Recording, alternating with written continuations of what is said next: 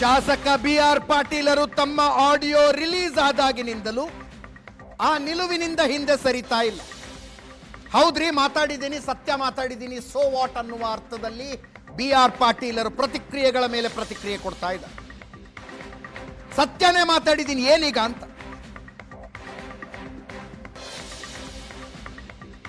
ಇವತ್ತು ನೋಡಿದ್ರೆ ಇನ್ನೂ ಬಹಳಷ್ಟು ಜನ ಈ ರೀತಿ ಹೇಳೋರಿದ್ದಾರೆ.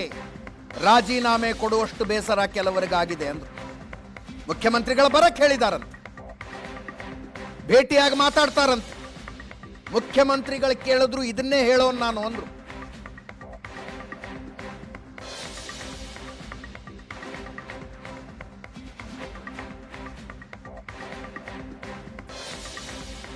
BR ಪಾಟೀಲರ ಆಡಿಯೋ ರಿಲೀಸ್ ಆದ ಮೇಲೆ ಅನೇಕ ಶಾಸಕರು ಅವರ ಜೊತೆಗೆ ಮಾತಾಡಿದ್ರಂತೆ. ನಮ್ಮ ಕ್ಷೇತ್ರದಲ್ಲೂ ಹಿಂಗೆ ಆಗಿದೆ ಅಂತ ಹೇಳ್ತಿದಾರಂತೆ. ರಾಜು ಕಾಗೆ ಅವ್ರಿಗೆ ಅಷ್ಟು ನೋವಾಗಿರಬೇಕು, ಅದಕ್ಕೆ ಹಂಗೆ ಹೇಳ್ತಿದ್ದಾರೆ. ಇನ್ನೂ ಬಹಳಷ್ಟು ಜನ ಹಂಗೆ ಹೇಳೋರಿದ್ದಾರೆ. ರಾಜೀನಾಮೆ ಕೊಡುವಷ್ಟು ಬೇಜಾರಾಗಿದ್ದಾರೆ ಅಂದ್ರು. ನಾನು ಏನು ಹೇಳೋದಂದ್ರೆ ಸತ್ಯವಾಗಿ ಹೇಳಿದ್ದೀನಿ. ಬಹಳಷ್ಟು ಜನರ ಬೆಂಬಲ ಇದೆ ನನಗೆ. ಬಹಳಷ್ಟು ಜನ ಶಾಸಕರು ನನ್ನ ಜೊತೆ ಮಾತಾಡಿದ್ದಾರೆ. ನಮ್ಮ ಕ್ಷೇತ್ರದಲ್ಲಿ ಕೂಡ ಇದೇ ಆಗಿದೆ ಅಂತ ಹೇಳಿ ಆಗಿರ್ಬೋದು. ಅಷ್ಟು ನೋವಿಲಿಂದ ಹೇಳಿದಾರಲ್ಲ ಪಾಪ. ಇನ್ನು ಬಹಳ ಜನ ಹೇಳೋರಿದ್ದಾರೆ. ಅಷ್ಟು ಬೇಸರ ಆಗಿರ್ಬೇಕಾಗಿದ್ರೆ ಸತ್ಯ ಇರಬೇಕು. ಇಲ್ಲ, ಎಲ್ಲ ಪಕ್ಷದಲ್ಲಿ ಹೇಳ್ಬೋದು. ಈಗ ನಾನೇನು ಮುಹೂರ್ತ ನೋಡಲ್ಲ. ಅವ್ರ ಸಮಯ ಯಾವಾಗ ಕೊಡ್ತಾರೆ 25ನೇ ತಾರೀಕಿಗೆ ಭೇಟಿ ಮಾಡಿ. ನಾನು ಕೇಳಿದೆ, ನನಗೆ ಗೊತ್ತಿಲ್ಲದೇನೆ ಗುದ್ಲಿ ಪೂಜೆ ಮಾಡಿದ್ರೆ ಅಂತ. ನೋಡಿ, ಕೆಲವು ಪ್ರಿವಿಲೇಜಸ್ ಇರ್ತವೆ. ಅದಕ್ಕೆ ನಾನು ಹಕ್ಕುಚ್ಯುತಿ ನೋಟಿಸ್ ಕೊಟ್ಟಿದ್ದೀನಿ. ಸ್ಪೀಕರ್ ಕೊಟ್ಟಿದ್ದೀನಿ. ನನಗೆ ಹಕ್ಕಿಗೆ ಚ್ಯುತಿಯಾಗಿದೆ ಅಂತ ಹೇಳಿ ನಾನು ಪತ್ರ ಬರೆದಿದ್ದೀನಿ. ಅವರು ಪ್ರಿವಿಲೇಜ್ ಕಮಿಟಿಗೆ ರೆಫರ್ ಮಾಡಿ.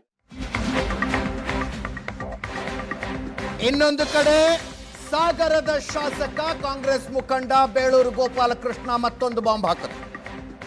ಈ ಇಡೀ ವಿವಾದ ಶುರುವಾಗಿದ್ದು ಜಮೀರ್ ಅಹಮದ್ ಖಾನರ ಇಲಾಖೆಯಲ್ಲಿ ಶಾಸಕರ ಶಿಫಾರಸುಗಳನ್ನು ಬೈಪಾಸ್ ಮಾಡಿ ದುಡ್ಡು ಕೊಟ್ಟು ಗ್ರಾಮ ಪಂಚಾಯತ್ ಅಧ್ಯಕ್ಷರುಗಳ ಮನೆಗಳನ್ನು ಸ್ಯಾಂಕ್ಷನ್ ಮಾಡಿಕೊಳ್ತಾ ಇದ್ದಾರೆ ಅಂತ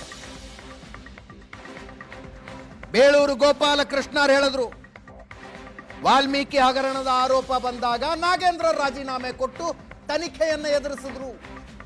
ಹಂಗೆ ಈಗ ಜಮೀರ್ ಅಹಮದ್ ಖಾನ್ ರಾಜೀನಾಮೆ ಕೊಟ್ಟು ತನಿಖೆಯನ್ನು ಎದುರಿಸಲಿ ಅಂತ ಒಬ್ಬ ಕಾಂಗ್ರೆಸ್ ಶಾಸಕರ ಮಾತಿದ್ರು.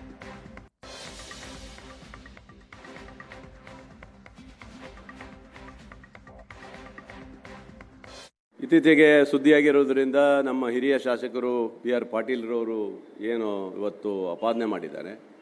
ಇದರಲ್ಲಿ ಏನಾದರೂ ತಪ್ಪಿತಸ್ಥರಾದರೆ ಖಂಡಿತ ಇದನ್ನು ತನಿಖೆ ಮಾಡಿಸ್ಬೇಕು.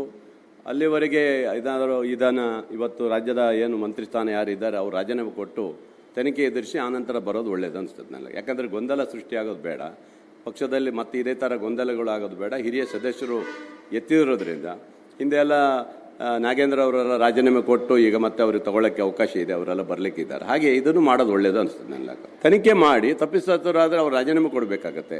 ತನಿಖೆ ಮಾಡೋದು ಒಳ್ಳೇದು ಅನಿಸ್ತದೆ ನನಗೆ. ನಿನ್ನೇನು ನೋಡ್ತಾ ಇದ್ದೀನಿ, ಇಲ್ಲ ನಾನು ಹೇಳಿರೋ ಸತ್ಯ ಇದೆ, ಆಗಿರೋ ಸತ್ಯ ಇದೆ ಅಂತ ಹೇಳೋದ್ರಿಂದ ಇದನ್ನು ರಾಜ್ಯದ ಮುಖ್ಯಮಂತ್ರಿಗಳು ತನಿಖೆ ಮಾಡೋದು ಒಳ್ಳೇದು ಅನಿಸ್ತದೆ ನನಗೆ. ಇತ್ತೀಚೆಗೆ ಸುದ್ದಿಯಾಗಿ